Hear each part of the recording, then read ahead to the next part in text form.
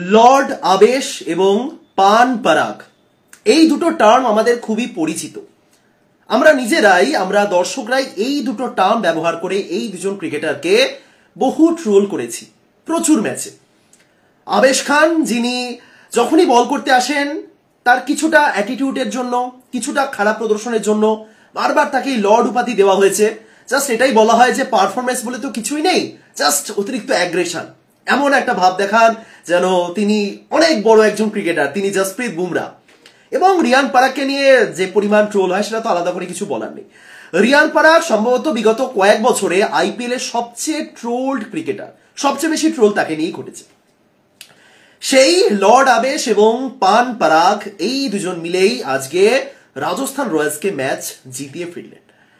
একটা কথা আছে না, যখন সবাই ব্যর্থ হন তখন এমন কিছু প্লেয়ার উঠে আসেন যাদের উপর কোনো রকম এক্সপেকটেশনই থাকে না। আজকে রিয়ান পরাগ এবং আবেশ খান সেরকমই দুজন ক্রিকেটার। আজকে আমি অ্যাকচুয়ালি লাইভে আসতাম না, ঠিকই ছিল আসবো না, কারণ সত্যি কথা বলতে দিল্লি এবং রাজস্থানের ম্যাচ নিয়ে কেউ ইন্টারেস্টেডই নন।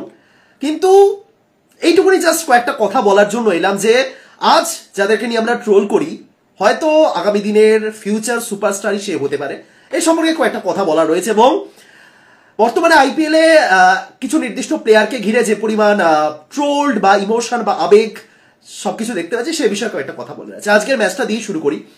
প্রথমত আমার একটা খুব চিন্তার একটা কারণ দেখা দিয়েছে, আপনারা হয়তো এগ্রি করবেন। এই যে হোম টিমগুলো ম্যাচের পর ম্যাচ জিতে চলেছে, প্রত্যেকটা হোম টিমে আজ পর্যন্ত ম্যাচ জিতেছে, একটা ম্যাচও অ্যাওয়ে দল জিততে পারে না। কলকাতা নাইট রাইডার্সের আগামী কয়েকদিনে কি হতে চলেছে, কি অবস্থা হতে চলেছে সেটা ভেবেই আমার চিন্তা হচ্ছে। কলকাতা আরসিবির সঙ্গে কাল খেলতে নামছে, আবার তাদের একটা অ্যাওয়ে ম্যাচ, আবার অ্যাওয়ে ম্যাচ। কলকাতার আগামী কয়েকদিনে কি হচ্ছে, কলকাতা কি অ্যাওয়ে ম্যাচগুলো জিততে পারবে? জাস্ট এটাই আমার চিন্তার কারণ হিসেবে দাঁড়াচ্ছে, আর কিছুই না। মানে সব ম্যাচই যদি হোম টিম জেতে, যাই হোক, এইটুকুনি তো বোঝা যাচ্ছে যে হোম টিমের সাপোর্ট বা হোম টিম মানে হোম গ্রাউন্ডে দর্শকদের সামনে প্লেয়ারদের পারফরমেন্স একটু হলেও বেটার হচ্ছে। এবং আজকে দিল্লি এক জায়গায় ম্যাচটা খুবই সহজে জিততে পারতো, সেই জায়গাতে মানে আজকে আমি একটা জিনিস খেয়াল করলাম, যখন দিল্লি একটা বাউন্ডারিও মারছে পুরো দর্শক একদম নিস্তব্ধ। ওই যে ক্যাচটা মিস হলো তারপরে যে ছক্কাগুলো হলো না, স্টেডিয়াম পুরো চুপ, কারণ রাজস্থানের বিপক্ষে ওই সময় রানগুলো হচ্ছিল। এই জায়গাতে যদি পুরো স্টেডিয়াম চুপ থাকে না, মানে প্লেয়ারদের একটু মোটিভেশন একটু কমে যায়। যাই হোক, সেটা ইম্পর্টেন্ট নয়। তো আজকের ম্যাচ নিয়ে আমি যদি বলি, দুটো প্লেয়ার রিয়ান পরাগ এবং আবেশ খান। দেখুন, রিয়ান পরাগ, যারা ডোমেস্টিক ক্রিকেটের খবরাখবর রাখেন না তারা রিয়ান পরাগ সম্পর্কে অতটাও ডিটেলসে জানতে পারবেন না, এটা ফ্যাক্ট। যারা অ্যাকচুয়ালি আইপিএল এর সময়তে রিয়ান পরাগের নাম শোনেন, আইপিএল এর সময়তে রিয়ান পরাগের তাকে নিয়ে ট্রোল হচ্ছে সেটা দেখেন, তারা রিয়ান পরাগের ক্রিকেট কেরিয়ারটা কিভাবে এগিয়েছে বা বর্তমানে রিয়ান পরাগের প্রতিভাটা ঠিক কতটা ভবিষ্যতে উন্মোচিত হতে পারে সেই সম্পর্কে অনেকে জানে না। তো সেই বিষয়ে কয়েকটা কথা বলি। এই যে রিয়ান পরাগকে নিয়ে আমরা ট্রোল করি, রিয়ান পরাগকে নিয়ে ট্রোল করার একটা বড় কারণ হলো প্রত্যেকটা ম্যাচেই প্রায় তাকে খেলানো হয় কিন্তু পারফরমেন্স জিরো, অ্যাটিটিউড একদম বিগ লেভেলের কিন্তু পারফরমেন্স জিরো। এই কারণে রিয়ানকে নিয়ে ট্রোল করা হয়, এটাই প্রধান কারণ। কিন্তু প্রশ্নটা এখানে থাকবে যে তাহলে রিয়ান পরাগকে খেলানো কেন হয় ভাই? যদি তুমি পারফরমেন্স করতে নাই বা পারো তাহলে তোমাকে খেলানো কেন হচ্ছে? কিছু তো কারণ থাকে। সেই কারণটাই হলো রিয়ান পরাগ ডোমেস্টিক ক্রিকেটে দারুণ একজন ক্রিকেটার, দারুণ। একটা কথা হয় না যে ডোমেস্টিকে সুপার হিট কিন্তু আইপিএল বা ইন্টারন্যাশনালে সুপার ফ্লপ, রিয়ান পরাগ এতদিন পর্যন্ত সেরকমই একজন ক্রিকেটার ছিলেন। ভারতের যে ডোমেস্টিক টুর্নামেন্ট হয়, রঞ্জি ট্রফি হয়, তারপরে বিজয় হাজারে হয় এবং সৈয়দ মুস্তাক আলী ট্রফি, এই তিনটে প্রধান টুর্নামেন্ট তিনটে ফরম্যাটের জন্য। এই যে সৈয়দ মুস্তাক আলী ট্রফি SMAT স্ম্যাট যেটাকে বলা হয়, এবারের স্ম্যাটে মানে 2023-এর লাস্ট যে স্ম্যাটটা হয়েছিল রিয়ান পরাগ মারাত্মক খেলেছিলেন। কেউ যদি রিয়ান পরাগের ওই পরিসংখ্যান দেখেন, যারা আসলেই জানেন না যে রিয়ান পরাগ কিরকম ক্রিকেটার, তারা জাস্ট আকাশ থেকে পড়বেন যে ভাই এটা রিয়ান পরাগ, একটাই রিয়ান পরাগ আছে তো ভারতে নাকি আরো আছে? ঠিক এতটাই অসাধারণ এবং অবিশ্বাস্য পারফরমেন্স করেছিলেন রিয়ান পরাগ। যারা জানেন না তাদের উদ্দেশ্যে আমি ছোট্ট করে পরিসংখ্যান বলি। রিয়ান পরাগ গতবারে সৈয়দ মুস্তাক আলী ট্রফির সর্বোচ্চ রান সংগ্রাহক হয়েছিলেন। বিশ্বাস করতে পারছেন? ভারতের ডোমেস্টিক সার্কিটে টি20 ক্রিকেটে হাইয়েস্ট রান স্কোরার রিয়ান পরাগ। 10 ইনিংসে তিনি করেছিলেন 510 রান, 10 ইনিংসে 510 রান। জাস্ট ভাবুন, যে প্লেয়ারটা আইপিএল এর মঞ্চে ব্যর্থতার পর ব্যর্থতার সম্মুখীন হন, তিনি 10 ইনিংসে 510 রান করেছেন এবং সেই 10টা ইনিংসের মধ্যে 7টা ইনিংসে হাফ সেঞ্চুরি, 7টা ইনিংসে হাফ সেঞ্চুরি। তার অ্যাভারেজ ছিল 85 এবং তার স্ট্রাইক রেট 182। পরিসংখ্যান দেখে বুঝতে পারবেন রিয়ান পরাগ মারাত্মক ফর্মে ছিলেন, মারাত্মক ফর্মে। তিনি সর্বোচ্চ রান সংগ্রাহক, মানে তার ধারে কাছে কেউ ছিল না এবং অসাধারণ খেলেছেন। রিয়ান পরাগ যে প্রদর্শন করেছেন তার মানে সেই লেভেল অব্দি কেউ পৌঁছাতে পারেননি। আরো আছেন 2 নম্বরে যিনি রয়েছেন অভিষেক শর্মা, যিনি গতকালই হায়দ্রাবাদের হয়ে তাণ্ডব চালিয়েছেন, কিন্তু সেই লেভেলে পৌঁছাতে পারেনি। অভিষেক শর্মার 48-এর অ্যাভারেজ, তিনি করেছেন 485 রান এবং অ্যাভারেজ দুটো সম্মিলিতভাবে আমি যদি ধরি রিয়ানের চেয়ে অনেক পিছিয়ে রয়েছেন অভিষেক। বাট ভালো খেলেছে, অবশ্যই ভালো খেলেছে, 2খানা সেঞ্চুরি রয়েছে অভিষেকে। কিন্তু রিয়ান 10 ইনিংসের 7টাতে তিনি হাফ সেঞ্চুরি করেছেন এবং এই রিয়ান পরাগ কিন্তু ব্যাটিং অর্ডারে ওপেনিং করতে আসেন না, একদম টপে আমরা তাকে দেখি না, ঠিক আছে। সুতরাং ডোমেস্টিকে রিয়ান অসাধারণ, মানে অসাধারণ। এতদিন ধরে তিনি খেলে এসেছেন, এবারে এক্সট্রা অর্ডিনারি পারফরমেন্স করেছেন এবং যে কারণে আবারও তাকে সুযোগ দেওয়া হয়েছে। সুতরাং এটাই হলো রিয়ান পরাগের, মানে সংক্ষেপে যদি রিয়ান পরাগের ক্রিকেট ক্যারিয়ারকে বর্ণনা করতে হয় এটাই বলা হবে যে ডোমেস্টিকে এক্সট্রা অর্ডিনারি ক্রিকেটার, দিনের পর দিন ভালো প্রদর্শন করেছেন যে কারণে আইপিএলে তাকে সুযোগ দেওয়া হয়, কিন্তু আইপিএল এর মঞ্চে বিগ জিরো। এবার আইপিএল এর মঞ্চে তুমি যদি খারাপ প্রদর্শন করো, লোকে তো আইপিএলই দেখছে। একটা অস্ট্রেলিয়ার দর্শক সে কি সৈয়দ মুশতাক আলী ট্রফি দেখতে আসবে, না সেই সৈয়দ মুশতাক আলী ট্রফি নিয়ে খোঁজ খবর রাখতে আসবে? তোমাকে এমন জায়গায় প্রদর্শন করতে হবে যেখানে সারা বিশ্ব তোমাকে দেখছে, এটাই হলো ফ্যাক্ট। সেই জায়গাতে রিয়ান পরাগ এতদিন পর্যন্ত ব্যর্থ এবং রেগুলার সুযোগ পাচ্ছেন, সেই কারণেই তাকে নিয়ে ট্রোলটা করা হতো। কিন্তু যারা আসলে ক্রিকেটটা দেখেন, ফলো করেন, জানেন যে রিয়ান পরাগ ঠিক কিরকম ক্রিকেটার, তারা এগ্রি করতেন যে না, রিয়ান পরাগকে খেলানোর পিছনে লজিক আছে, কারণ আছে। রিয়ান পরাগ মোটামুটি বোলিংটাও করে দেন যখন দরকার পড়বে, ফিল্ডিংটাও ভালো করেন, কিন্তু নাচটাও ভালো করেন, সবই ঠিকঠাক, কিন্তু সেই পারফরমেন্সটা রিয়ানের থেকে দেখতে পাচ্ছিলাম না। নাচ করুন, সমস্যা নেই, কিন্তু শুধুমাত্র নাচ করে যদি পারফরমেন্স করতে না পারেন সবাই ট্রোল করবেন, স্বাভাবিক। সেই জায়গাতে আজকে রিয়ান পরাগ ফাটিয়ে দিয়েছেন, জাস্ট ফাটিয়ে দিয়েছেন। আজ এই যে রাজস্থান রয়্যালস ম্যাচ জিতে ফিরল, আমি 75% কৃতিত্ব রিয়ান পরাগকেই দেবো। 50% তার ওই রানের জন্য এবং বাকি 25% তার ওই লাস্ট ওভারের 25 রানের জন্য। ওই 25 রান না হলে এই জায়গাতে ম্যাচ জিততেই পারত না। অনেক বেশি কৃতিত্ব রয়েছে তার, যেখানে জস বাটলারের মতন প্লেয়ার, যেখানে জয়সওয়ালের মতন ইনফর্ম প্লেয়ার, যেখানে আগের ম্যাচে সঞ্জু স্যামসনের মতন একজন প্লেয়ার যিনি দারুণ খেলেছিলেন, তারা যখন পরপর ব্যর্থ হচ্ছেন, সেই জায়গাতে একজন যার থেকে কোনো এক্সপেকটেশনই নেই সে যখন এরকম পারফর্ম করে গেলেন এবং আন্দ্রেক নরকিয়ার মতন একজন প্লেয়ারকে যিনি ছক্কা মারলেন। আজকে এই ফেসবুকে আমি একটা দেখছিলাম পোস্ট, আবার নতুন করে ভাইরাল হচ্ছে, যে রিয়ান পরাগ আজ থেকে 1 বছর আগে গত আইপিএল এর সময় একটা টুইট করেছিলেন যে তিনি চান যে কোনো একটা আইপিএল এর ম্যাচে তিনি 3টে ছক্কা মারছেন একই ওভারে। মানে একটা ড্রিম থাকে না, যে যতই তুমি ট্রোলড হও, যতই তোমাকে নিয়ে সবাই একেবারে সমালোচনা করুক, একটা তো ইচ্ছা থাকে, তুমি ক্রিকেটার, তুমি এত ভালো খেলা, একটা ইচ্ছা থাকে, সেই ইচ্ছা তিনি টুইটারে প্রকাশ করেছিলেন। গতবার করতে পারেনি, কিন্তু এবারে দ্বিতীয় ম্যাচে সেটা প্রমাণ করলেন। আগের দিনও ভালো খেলেছেন রিয়ান, আগের দিনও ভালো খেলেছেন। ওই যে ডোমেস্টিক একটা দারুণ ফর্ম চলছিল, আজকে মানে এবারে আইপিএল অ্যাটলিস্ট সেই ফর্মটা এগিয়ে নিয়ে যাচ্ছে। ডোমেস্টিকে মোটামুটি রিয়ান ভালোই খেলেন, কিন্তু আইপিএল আসলেই zero. IPL plus emerging teams Asia কাপও দেখেছিলাম, রিয়ান পরাগ কিন্তু সেরকম প্রদর্শন করতে পারেননি। ট্রোল হবেনি, স্বাভাবিক, কিন্তু এটাই হলো আসল কথা, যেদিন সবাই ব্যর্থ হবেন সেদিন দুনিয়ার সবচেয়ে খারাপ ক্রিকেটারটাও কিন্তু একটা ভালো ইনিংস খেলে দেওয়ার ক্ষমতা রাখেন। রিয়ান পরাগ খারাপ নন, তিনি ট্রোলড, তার মধ্যে প্রতিভা রয়েছে, সেই জাস্ট প্রতিভাটুকু আজকে রিয়ান পরাগ দেখালেন এবং কি পারেন সেটা আজকে রিয়ান পরাগ দেখালেন। কি করেন সেটা পরের ব্যাপার, কি পারেন এটা রিয়ান পারেন, এটাই রিয়ানের আসল ট্যালেন্ট। এবার এটা কতদিন তিনি করতে পারবেন তিনিই জানেন, বাট আমি অ্যাটলিস্ট হ্যাপি। একটা কথা আছে, কোনো প্লেয়ারের ডাউনফল দেখতে লোকের বেশ মজা লাগে। নিজের দেশের প্লেয়ার একটু মানে যাদের প্রতি একটু ইমোশন, তাদেরগুলো একটু বাদ দিলাম, কিন্তু যে কোনো প্লেয়ারের ডাউনফল, প্লেয়ার না যে কোনো মানুষের ডাউনফল দেখতে মানুষ বড্ড মজা পায়, এটা ফ্যাক্ট। যদি না সে খুব কাছের হয়, ইভেন কাছের মানুষেরও ডাউনফল দেখেও আসলে মানুষ মজা পায়, মানুষ এরকমই প্রাণী। সুতরাং এই যে রিয়ান পরাগ প্রত্যেকদিন খারাপ প্রদর্শন করছে, মানুষ কিন্তু মজা পেত যে এই দেখো কিছু পারে না তাও টিমে নেওয়া হচ্ছে। কিন্তু সেই জায়গাতে দিনের পর দিন চলতে চলতে সে যত বড় শত্রুই আপনার হন না কেন, যত অপছন্দের একজন ক্রিকেটার বা মানুষ হন না কেন, আপনারও মনে হবে যে কি করছে, একদিন তো ভালো করুক। মনে হয় তো, আপনারা এগ্রি করুন, মনে হয় তো, ধরুন আপনার একজন খুব শত্রু, খুব কিছু খুব খারাপ, মানে পড়াশোনাতে খুব খারাপ, রেজাল্ট ঠিকঠাক হয় না, আপনিও তো কোনোদিনও মনে হবে যে একদিন তো ভালো ভালো ভালো করুক, একটা তো ভালো রেজাল্ট করুক, সেরকমই। সুতরাং মনে হতো আমারও যে রিয়ান পরাগ ভাই কি করছেন, তার মধ্যে প্রতিভা রয়েছে, ট্যালেন্ট রয়েছে। একটা ইনিংস এর আগে আইপিএল সম্ভবত 2টো হাফ সেঞ্চুরি করেছিলেন, বাট একটা হাফ সেঞ্চুরি দিয়ে তো গোটা মরশুমকে জাস্টিফাই করা যায় না, রাইট? অ্যাট লাস্ট ভালো খেলেছেন, ওয়েল প্লেড। আমি অ্যাকচুয়ালি রিয়ান পরাগের জন্য খুশি হয়েছি, যতই ট্রোল হোক না কেন। আগের দিনও আমি একটাই কথা বলেছি গতকাল ভিডিওতে, যে যাকে নিয়ে যত বেশি ট্রোল হবে, যাকে নিয়ে মানুষের যত বেশি অভিযোগ থাকবে, তার মানে এটাই যে তার প্রতি কিছু না কিছু একটা তো কিছু সফট কর্নার রয়েছে, মনে হয় যে না এই ভালো করুক, আমি তাহলে খুশি হবো। That's it. Riyan Parag well played, বিশেষ করে আনরিক নারকেল লাস্ট ওভার, ওই একটা ওভারই ম্যাচের ভাগ্য অনেকটাই বদলে দিয়েছে। আবেশ খান, লর্ড আবেশ, দেখুন আমি নিজে স্বীকার করছি রিয়ান পারাগকে নিয়ে আমি বেশি মন্তব্য করিনি আজ পর্যন্ত, কিন্তু আবেশ খানকে নিয়ে এরকম প্রচুর ভিডিওতে আমি বলেছি যে আবেশ খান, আপনারা বলুন আবেশ খান কি ডিজার্ভিং ক্রিকেটার? পুরোনো ভিডিওতে আমি এরকম একটা টপিক উল্লেখ করেছিলাম, সেটা আবারও আমি রিপিট করছি যাতে কেউ বলতে না পারেন এ দেখো তখন এক কথা বলেছে এখন এক কথা বলেছে, কথা ঘোরাচ্ছে না। আমি এই কথাটা আগের ভিডিওতে বলেছি, আবারও রিপিট করছি। কয়েকদিন আগেই যখন সরফরাজ খান ডেবিউ করলেন, তখন থাকেন না অনেকে সবকিছুর মধ্যে একেবারে পলিটিক্স ধর্ম সবকিছু টেনে একেবারে সব ঘেটে দেন, তো সেরকমই কিছু মানুষ তখন বলছিলেন যে সরফরাজের যে টাইটেল, সেই টাইটেলটা যদি আজকে না থাকতো তাহলে সরফরাজ এতদিন ভারতীয় ক্রিকেটে ডেবিউ করে ফেলতেন। বুঝতে পারছেন তো কি বলা হয়েছে? তখন আমি বলেছিলাম যে যদি সত্যি এরকম কিছু ব্যাপার থাকতো তাহলে আজকে আরো একজন প্লেয়ার যার পদবী সরফরাজের পদবীর সঙ্গে মিলছে, সেই প্লেয়ারটা দিনের পর দিন ভারতের হয়ে ম্যাচ খেলতে পারতেন না। আমি আবেশ খানের কথাই বলেছিলাম।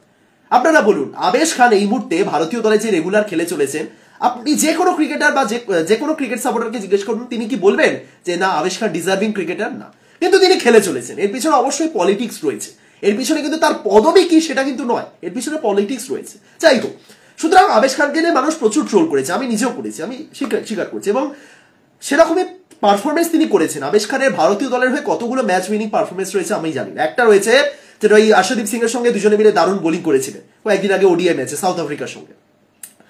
কিন্তু আবেশ খান আজকে যে বোলিংটা করলেন, আপনি আবেশের যত বড় হেটার্সই হন, যত বড় সমালোচকই হন না কেন, আপনি কি আজকের ওই বোলিংটা ইগনোর করতে পারবেন?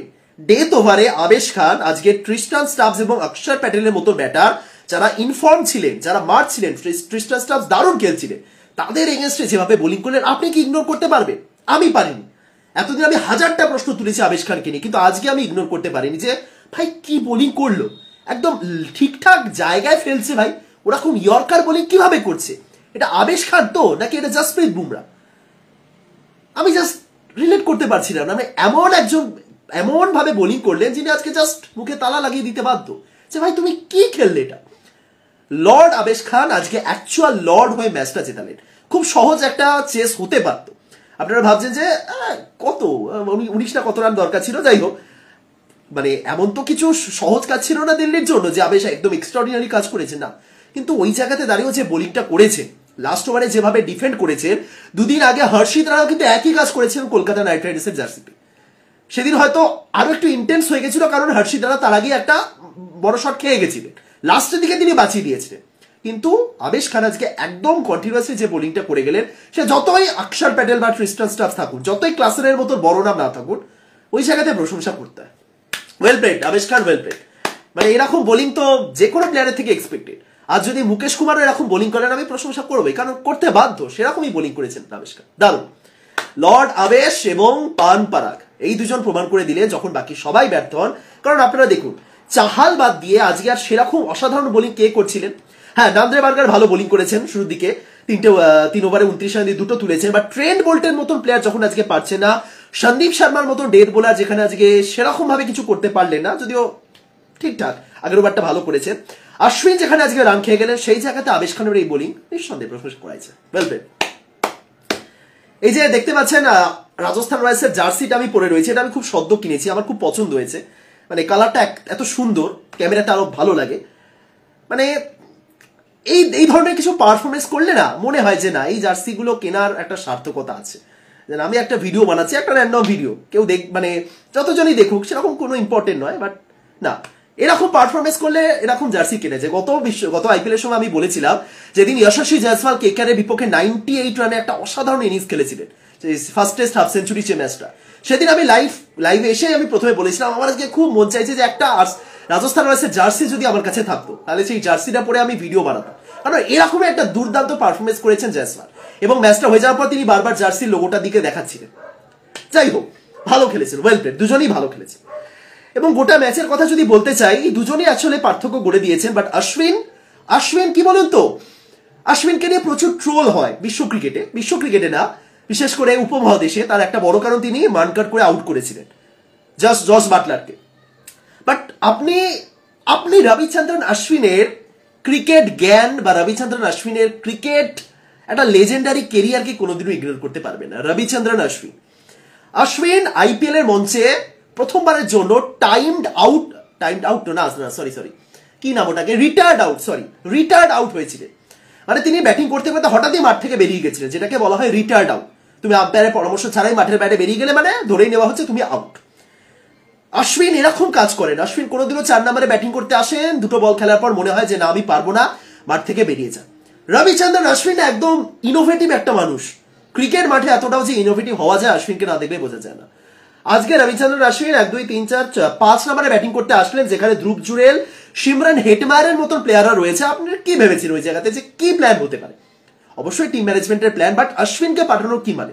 কারণ ওই জায়গাতে অশ্বিন মানে যেভাবে 6 গুলো মারছিলেন রবিচন্দ্রন অশ্বিন, জাস্ট সেরা। অশ্বিন মানে মানুষটা ভালো। অশ্বিন এই যে আজ আপনারা কি জানেন রবিচন্দ্রন অশ্বিন একটা নিয়মিত ইউটিউব চ্যানেল চালান, মাঠে খেলেন, উইকেট তোলেন, যখন দরকার হয় তখন নেমে পড়েন, কামব্যাক করেন, ম্যাচের মধ্যে তার ফ্যামিলির শারীরিক অসুস্থতার খবর শুনে চলে যান, আবার পরের দিন ফিরে আসেন, ইউটিউব করেন। অশ্বিন ভাই সেটা একটা লেজেন্ডারি মানুষ, দারুণ ব্যাটিং করেছে। ওই জায়গাতে অশ্বিন এবং রিয়ান পরাগ মিলে যে একটা যেভাবে চালিয়ে খেললেন, যে একটা পুশ করলেন রাজস্থানের স্কোরটাকে, দারুণ। ধ্রুব জুরেল এবং হেটমায়ারও শেষ দিকে মেরেছেন, তবে লাস্ট ওভারে পরাগ সেরা। আনরিক নরখিয়াকে ওরকম মারা, জাস্ট নরখিয়া যার হাতে মারাত্মক গতি আছে, বিশ্বের বর্তমানে one of the finest T20 bowlers, দারুণ খেলেছে। দিল্লির বোলিং মুকেশ কুমার একটু তো এক্সপেন্সিভ হচ্ছেন, বাট ঠিক আছে, দেখা যাক। এরপরে টি20 বিশ্বকাপের স্কোয়াডে তিনি থাকলে আবারও মানে ট্রোল হবে তাকে নিয়ে, দেখা যাক কেমন প্রদর্শন করেন। খালিল আহমেদ পাওয়ার প্লেতে অসাধারণ বোলিং করছেন। আমি কয়েকদিন আগে পোস্ট করেছি যে যারা বলে যে ভারতীয় দলে বাঁহাতি পেসার নেই, খালিল আহমেদ বা আমাদের নটরাজন যদিও প্রথম দিন ঠিক আছে ভালো খেলেছিলেন, বাট সেই গতিটা নটরাজনের নেই।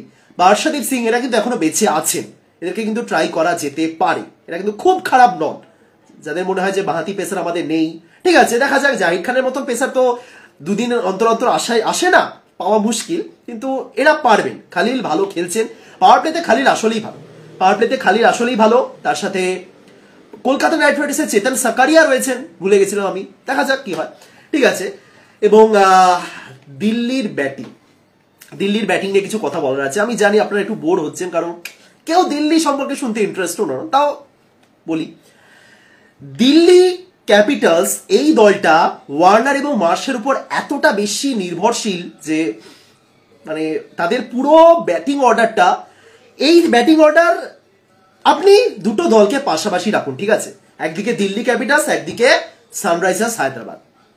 দিল্লি ক্যাপিটালসের ওয়ার্নার মার্শ বাদ দিয়ে রয়েছেন রিকি ভুই আনক্যাপড, ট্রিস্টান স্টাফস যিনি বিশ্ব ক্রিকেটে অতটাও পরিচিতি পাননি এখনো, অভিষেক পোরেল আনক্যাপড, ঋষভ পান্ত যিনি 2 বছর পর ফিরছেন ক্রিকেটে, অক্ষর প্যাটেল যিনি ঠিক আছে ভালো ব্যাটিং করেন but bowling allrounder, Sumit Kumar uncapped যাকে কেউ চেনেনি না। এটা হলো দিল্লির মিডিল অর্ডার।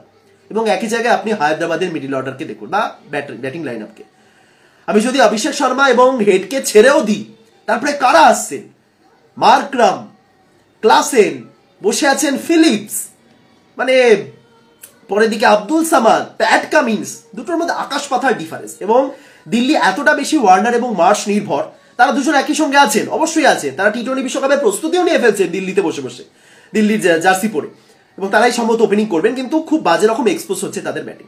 রিকি ভুই 3 নম্বরে ঠিক চলছে না। ঋষভ পান্তকে নিয়ে অনেকে ট্রোল করছেন, একটু তো সময় দিন, 2 বছর পর কামব্যাক করছে ছেলেটা, একটা মারাত্মক অ্যাক্সিডেন্টের সম্মুখীন হয়েছিলেন তিনি, সেখান থেকে কামব্যাক করছে, একটু সময় দিন, একটু সময় দেওয়া হোক ঋষভ পান্তকে।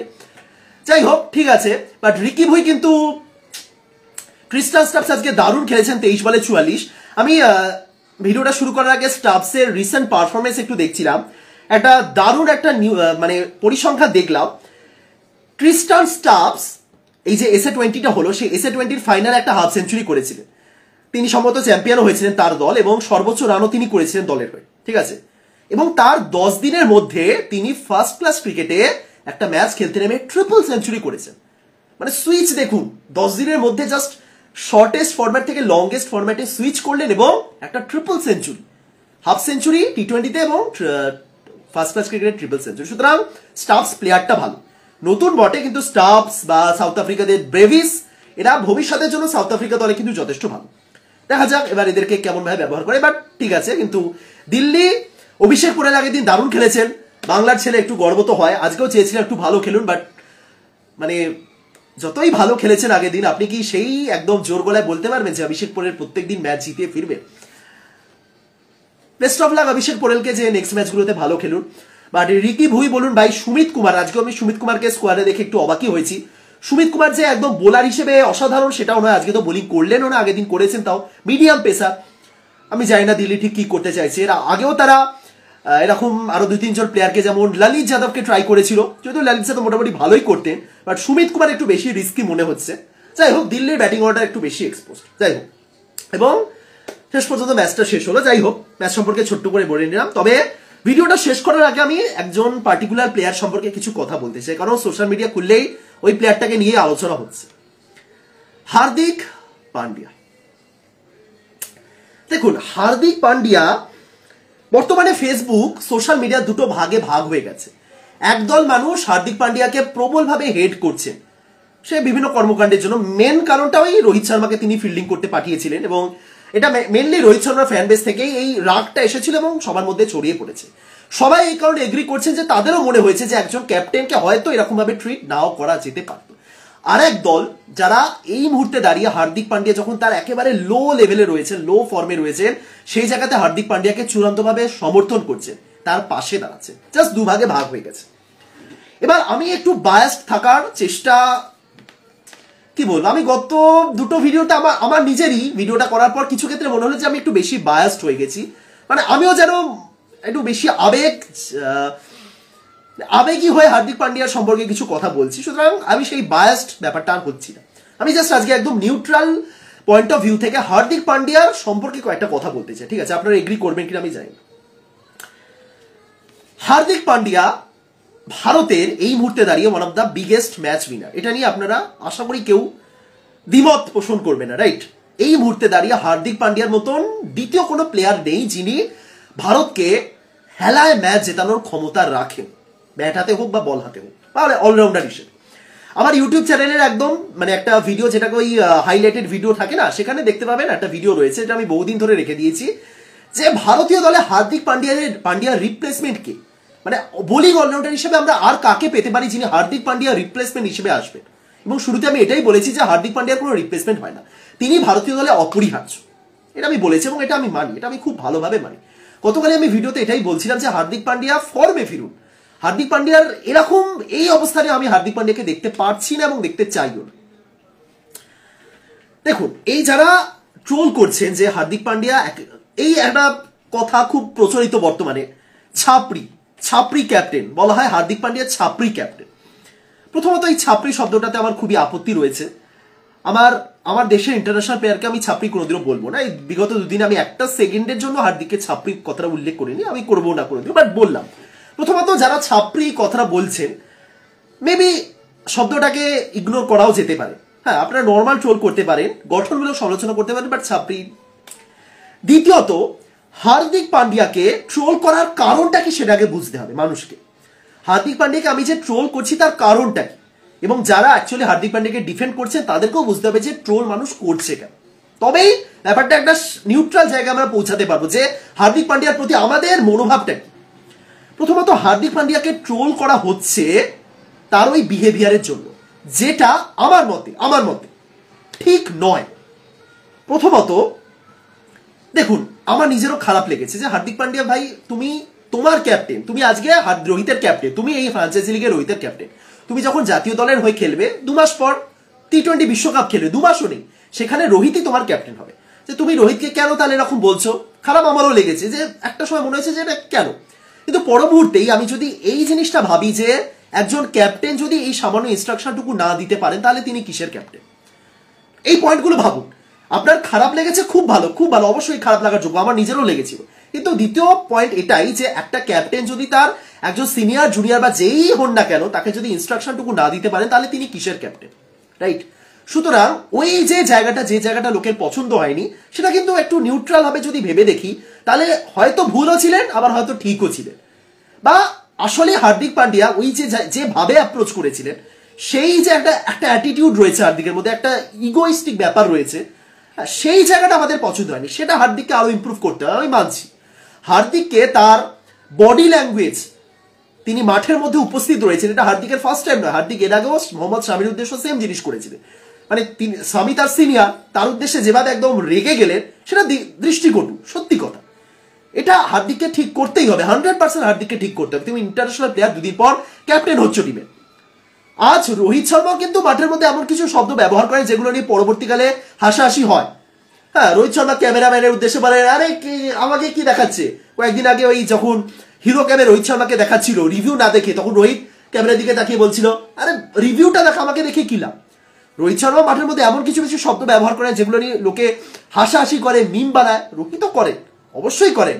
রোহিত ওই কয়েকদিন আগে বলেছিলেন না যে মাঠের মধ্যে খালি ঘুরে বেড়ালে, বাকিটা আমি বলছি না, রোহিত 1000 বার করেছে। কিন্তু রোহিত শর্মাকে এমন কিছু করতে দেখা যায়নি, বা রোহিত শর্মা এমন কিছু করেননি যেটা সমর্থকরা খারাপ মাইন্ডে নেবে। রোহিত শর্মা আজ, বিরাট কোহলি, আমি যদি রোহিতের সিনিয়র হিসেবে কোনো প্লেয়ারকে বলি, অশ্বিন রয়েছেন, বিরাট কোহলি রয়েছেন, সেরকম কিছু করেননি কিন্তু, ঠিক আছে। সুতরাং সেই জায়গাতে দাঁড়িয়ে হার্দিককে আরো ইমপ্রুভমেন্ট করতে হবে। কিন্তু তুমি ক্যাপ্টেন হিসেবে তোমার সিনিয়রকে যদি একটা ইনস্ট্রাকশন যাও, ঠিক আছে তুমি মাঠের বাউন্ডারি লাইনে ফিল্ডিং করতে যাও, সেটা অ্যাকসেপ্টেবল, কিছু ক্ষেত্রে কিন্তু অ্যাকসেপ্টেবল, তোমাকে বিহেভিয়ার ঠিক করতে হবে, কিন্তু অ্যাকসেপ্টেবল। আজ হার্দিক পান্ডিয়া পরবর্তী ভারতীয় অধিনায়ক বলে আমাদের এই মাথা ব্যথাটা। এককালে বিরাট কোহলির উদ্দেশ্যে জসপ্রীত বুমরা এই কাজ করেছিলেন। দুদিন আগে এই মায়াঙ্ক আগারওয়াল এর উদ্দেশ্যে হর্ষিত রানা করেছে। অবশ্যই তারা অপোনেন্ট টিম, বাট সেম টিমের কথা যদি আমি বলি, অতীতে হরভজন সিং এবং আম্মতি রায়ডুর মধ্যে সেম জিনিস ঘটেছে মুম্বাই ইন্ডিয়ান্সে। সুতরাং এরকম প্রচুর উদাহরণ রয়েছে, প্রচুর উদাহরণ রয়েছে। হরভজন সিং এবং শ্রীশান্তের মধ্যে মজার ছলে আবার একটা গালে মেরে দিয়েছিলেন যে সাসপেন্ডই হয়ে গেলেন, শ্রীশান্ত কান্নাকাটি শুরু করলেন, খুব বড় রকম একটা স্ক্যান্ডেল হয়ে গেছিল সেই সময়, খুব হাজারটা ঘটনা রয়েছে। সুতরাং জাস্ট এইটুকুনি আমি বলতে চাই, এই ব্যাপারটা, এই বিহেভিয়ারের ব্যাপারটা, যে হার্দিককে বিহেভিয়ার আরো ঠিক করতে হবে, অবশ্যই করতে হবে, এবং এই কারণে করতে হবে তিনি ভারতের ফিউচার ক্যাপ্টেন। আমি 1000বার এটা বলবো, আজ যদি হার্দিক পান্ডিয়া র্যান্ডম একজন ক্রিকেটার হতে, আমার আই ডোন্ট কেয়ার, যা পারছেন করুন, যা খুশি করুন, যা খুশি করুন, কিচ্ছু এসে যায় না। ভারতীয় দলের বাইরে বা ভারতীয় দলে এই মুহূর্তে এমন অনেক প্লেয়ার রয়েছেন যারা এমন কিছু কাজবাজ করেন যেগুলো যদি মানে মিডিয়াতে আসে, বা যেগুলো নিয়ে যদি আসলেই মানুষ একদম আদালত বসায়, হ্যাঁ সোশ্যাল মিডিয়াতে আদালত বসায়, তাহলে মানে সেটা নিয়ে বিতর্কের শেষ থাকবে না। কিন্তু সেগুলো আমরা ইগনোর করি। আমাদের মেন প্রবলেম হার্দিককে নিয়ে, কারণ হার্দিক আমাদের ক্যাপ্টেন, হার্দিক আমাদের ম্যাচ উইনার, এটাই হলো আসল ব্যাপার, রাইট? সুতরাং এই জায়গাতে আমার পয়েন্ট অফ ভিউ এটাই যে হার্দিক পান্ডিয়া আরো ভালো মতন তার বিহেভিয়ারটা আরো ঠিক করুন। ওই যে একটু ওভার কনফিডেন্স বা অ্যাটিটিউড যেগুলো রয়েছে, যেগুলো একটু কমান, মানে মানুষ যাতে খারাপ হয়ে যায় না। ব্যাড বয় ইমেজ থাকা খুব ভালো। যুবরাজ সিং এর মধ্যে সবচেয়ে বড় ব্যাড বয় ইমেজ ছিল, তিনিও ভারতকে ম্যাচ জিতিয়েছেন, তিনিও এমন কিছু করেছেন যে ভারত তাকে একদম আপন করে নিয়েছে। না, যুবরাজ, কেউ যদি মনে করেন যে যুবরাজ সিং ক্যান্সার জয় করে ফেরার পরই মানুষ তাকে আপন করে নিয়েছে, না, তার আগেও মানুষ যুবরাজকে ভালোবেসেছে, মন ভরে ভালোবেসেছে, বিশ্বকাপ জিতিয়েছেন, মন ভরে তাকে ভালোবেসেছে লোক। সুতরাং হার্দিক পারবেন, এইটুকুনি বিশ্বাস তিনি করুন, দ্যাটস ইট। এবার আসি দ্বিতীয় প্রসঙ্গে। এটা তো হলো হার্দিকের ব্যবহারগত প্রসঙ্গ। দ্বিতীয় প্রসঙ্গ তার পারফরমেন্স। আপনি যত বড় হার্দিকের হেটার্স হন, আপনি যত বড় এই মুহূর্তে যতটাই হার্দিককে নিন্দা করুন বা পছন্দ না করুন না কেন, এটা আপনি ইগনোর করতে পারবেন না যে হার্দিক পান্ডিয়ার মতো ম্যাচ উইনার ভারত জাস্ট পেয়ে ধন্য, ধন্য, ধন্য। টি-20 ক্রিকেট বলুন বা ওডিআই ক্রিকেটে হার্দিক পান্ডিয়ার মতন প্লেয়ার পেয়ে ভারত ধন্য। অবশ্যই এই প্রশ্নগুলো উঠুক যে হার্দিক পান্ডিয়া কেন অতিরিক্ত ছাড় পান বিসিসিআই থেকে, কেন তিনি আজ পর্যন্ত টেস্ট ম্যাচ খেলার কোন রকম আগ্রহ প্রকাশ করছেন না, কেন তিনি ডোমেস্টিক খেলেন, এগুলো নিয়ে প্রশ্ন উঠুক, অবশ্যই উঠুক। কিন্তু এটাও মাথায় রাখতে হবে যে তিনি ভারতের এই মুহূর্তে one of the biggest match winner টি-20 এবং ওডিআই ক্রিকেটে। সামনে টি-20 বিশ্বকাপ আসছে, আমি গ্যারান্টি দিয়ে বলছি হার্দিক এমন একটা ম্যাচ খেলবেন, এমন একটা ইনিংস খেলবেন, এমন বোলিং করবেন যে বোলিংটা আমরা জাস্ট এত মুগ্ধ হয়ে দেখবো, এবং তখন এগ্রি করবো যে না, এই হার্দিক পান্ডিয়া তো এই হার্দিক পান্ডিয়াকে তো আমরা খুঁজছিলাম, কোথায় ছিলেন এই হার্দিক পান্ডিয়া, ঠিক আছে। সুতরাং এটা আমরা সবাই জানি। এবার তাহলে এই মুহূর্তে দাঁড়িয়ে হার্দিক যে খারাপ ফর্মে চলছে, আমাদের কি করা উচিত? সহজ প্রশ্ন, কি করব? সাপোর্ট করব নাকি ট্রোল করব? খারাপ প্রদর্শন করছেন বলে কি পুরো ট্রোল করব, ট্রোলে ভরিয়ে দেবো হার্দিক খারাপ ক্যাপ্টেন, হার্দিক সাপ্রি ক্যাপ্টেন, হার্দিককে বাদ দাও, শিবম দুবেকে ফেরাও, হার্দিককে দিয়ে চলবে না, হার্দিক আমরা অধিনায়ক হিসেবে মানবো না, হার্দিককে সরাও, রোহিতকে ক্যাপ্টেন হিসেবে ফেরাও, কি করব? এটা করব নাকি সহজভাবে সাপোর্ট করব যে না, তুমি আমাদের বড় ম্যাচ উইনার, তোমার খারাপ ফর্ম চলছে, ঠিক আছে মানছি, কিন্তু তুমি ফিরে এসো? কোনটা? সহজ প্রশ্ন। সবাই তো আর সেম জিনিস করবে না, সবকিছুর এটা দুটো দিক হয়, যে যেটা পারছেন করুন। কিন্তু একটা জিনিস মাথায় রাখবেন, যখন একটা প্লেয়ার কন্টিনিউয়াসলি খারাপ খেলতে থাকে না, তখন সেই প্লেয়ারটার মনোবল নেমে যায়, এবং সেই প্লেয়ারটাকে যদি আমরা আরো বেশি ট্রোল করি তাহলে সেই প্লেয়ারটার মনোবল ফেরার চান্স কমই থাকে। ঐতিহাসিক কামব্যাক তো হয়, সবাই করেছেন, মানে সবাই চেষ্টা করেন না, সবাই চেষ্টা করেন, হাতে গোনা কয়েকজন করতে পারেন এইরকম সিচুয়েশনে। সেটা হয়তো হার্দিক নাও হতে পারেন, হয়তো হার্দিক সত্যিই কামব্যাক করতে পারবেন না, বা হয়তো পারবেন, সেটা হার্দিকের ব্যাপার। কিন্তু জাস্ট এইটুকুনি বলতে পারি যে ট্রোল হচ্ছে খুব ভালো কথা, ট্রোল হোক। যে হার্দিককে আমরা দেখছি, হার্দিককে আমরা ট্রোল কেন করব না? আমাকে একটা সহজ জবাব দিন। 2 বছর আগে বিরাট কোহলি আইপিএলে যখন ব্যর্থ হচ্ছিলেন, তখন কি বিরাট কোহলিকে ট্রোল করা থেকে মানুষ বঞ্চিত হয়েছিলেন? বিরাট কোহলিকে কি মানুষ ট্রোল করেননি?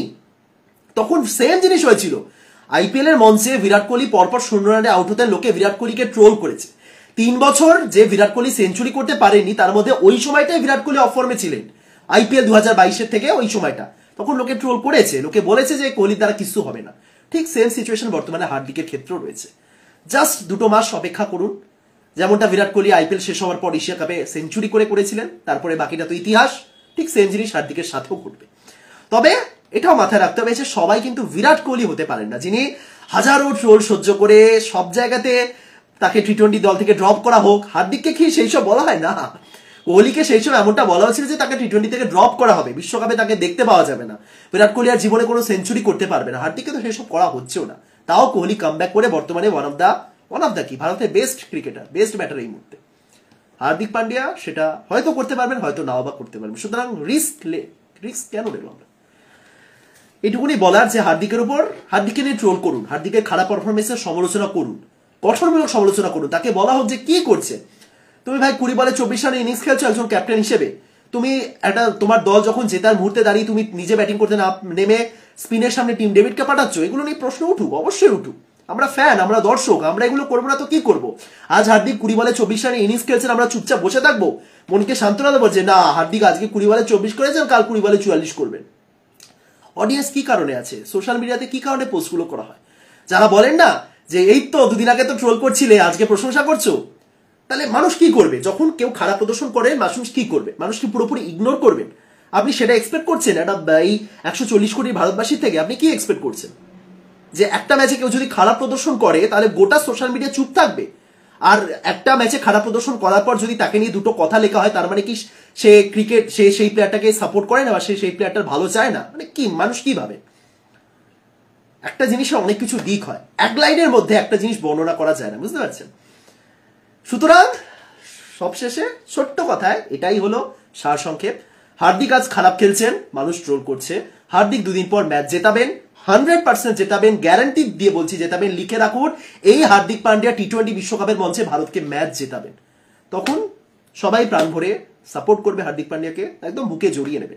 সেই যে বিরাট কোহলি ম্যাচ জেতানোর পর হার্দিক পান্ডিয়া বিরাট কোহলিকে এখানে একটা চুমু খেয়েছিলেন না, চুমু খাননি, মানে যাই হোক একদম আবেগে, সেই জিনিসটা আমরা আবার খুব তাড়াতাড়ি দেখতে চলেছি। That's it. তবে এইটুকুনি বলতে পারি যে ডিয়ার ক্যাপ্টেন হার্দিক পান্ডিয়া, এই যে অ্যাটিটিউড, ওভার কনফিডেন্স, এগুলো থেকে সরে এসে আরেকটু বেটার ক্যাপ্টেন হন, কারণ ভারতীয় দলে এইরকম ক্যাপ্টেন্সি করলে কিন্তু এর চেয়েও বেশি ট্রোল তাকে নিয়ে করা হবে। That's it. But believe in Hardik Pandya. ওরকম হয় না যে ইদার তুমি হার্দিকের সাপোর্টার হও, নয়তো তুমি হার্দিকের হেটার হও, ওরকম হয় না। বিশ্বাস করুন, আপনি কোনো ক্রিকেটারের প্রতি হতে পারবেন না।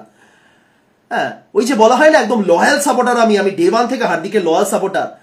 তার মানে কি হার্দিক পান্ডিয়া 0 রানে আউট হলে আপনি একদম চোখ বুঝে বলেন যে না ঠিক আছে, পরের দিন করবে? আপনার খারাপ লাগে না? হার্দিক পান্ডিয়া 0 রান, যে কোনো প্লেয়ার আপনার পছন্দের ক্রিকেটার যখন 0 রানে আউট হন, তখন আপনার খারাপ লাগে না? নাকি টিভি বন্ধ করে মনকে সান্ত্বনা দেন, ঠিক আছে আজকে 0 করেছে, পরের দিন ভালো খেলবে?